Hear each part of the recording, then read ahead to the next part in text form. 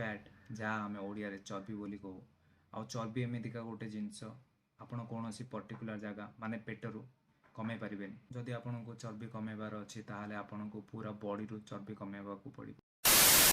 Hi friends, मो ना राकेश, आपण मानक स्वागत एई नुआ वीडियो रे। एई वीडियो रे मु फैट काहेकि आपन को बॉडी रे बढ़े आउ याकू न बढ़िबा पय आपन को कोन करबा दरकार आउ जदि आपन को बॉडी रे फैट अछि ताहले ताकू कमेबा पय कोन करबा दरकार सेही विषय रे मु एई वीडियो आपन मानक सहित डिस्कस करियो चाहूछु। वीडियो टिकू एंड पर्यंत देखंतु आउ जदि एई वीडियो भल लागे ताहले एई वीडियो को लाइक शेयर आउ कमेंट करिकि मते जणांतु कि आपन को नेक्स्ट वीडियो को टॉपिक ऊपर दरकार अछि। मो चैनल को सब्सक्राइब करने को बिल्कुल भी भूलिबेनी।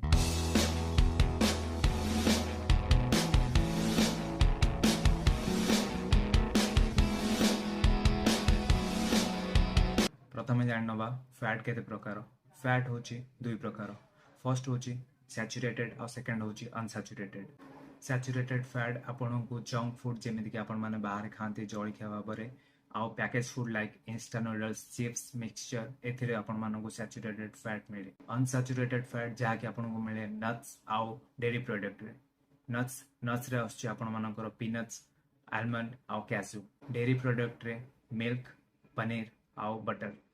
सैचुरेटेड फैट आपन को हार्ट हेल्थ पाई बिल्कुल भी भलो नय। यह आपन को विभिन्न प्रकार हार्ट डिजीज दे कोलेस्ट्रॉल बढ़ेबारे यार इंपोर्टेंट रोल थाए। अनसैचुरेटेड फैट आपन को ब्लड रे कोलेस्ट्रॉल लेवल को मेंटेन करे आउ हार्ट बीट को मध्य स्टेबलाइज करे।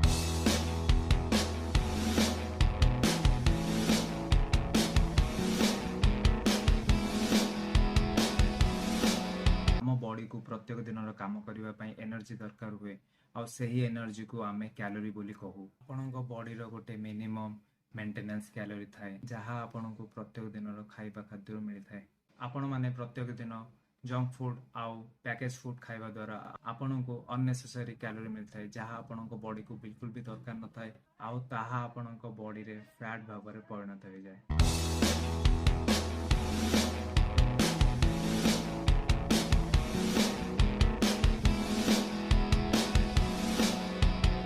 बॉडी रे फैट न बढ़ू तापे आपन को कौन सब करबा दरकार।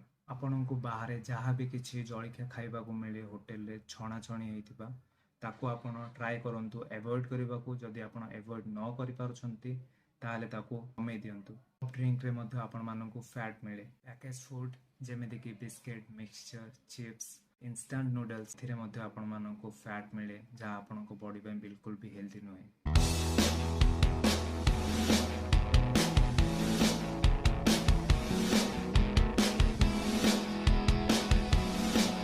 बॉडी रो फैट कमेबा पई आपन को कौन सब करबा को पड़िबो। फैट कमेबा पई आपन को रेगुलरली कार्डियो आ वेट ट्रेनिंग दुईटे जाक एका साथी रे करबा को पड़िबो।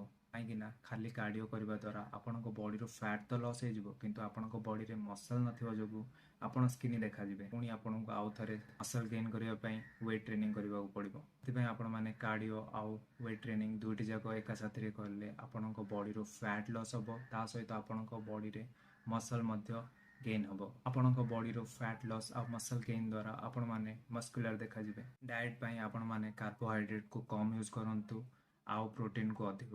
कार्बोहाइड्रेट माने श्वेतसार जहाँ आपन को मिले रोटी और भात रे। प्रोटीन माने पुष्टिसार जहाँ आपन को मिले चिकन अंडा माछ आ सोयाबीन आ विभिन्न प्रकार डाली जातीय खाद्य। फैट लॉस करछंती बोली हेल्दी फैट को खाइबा बिल्कुल भी भूलिबेनी। हेल्दी फैट आपन को मिले आलमंड कैशू आउ पनीर बटर मिल्क ए सब रे आपण मानन को हेल्दी फैट्स मिले।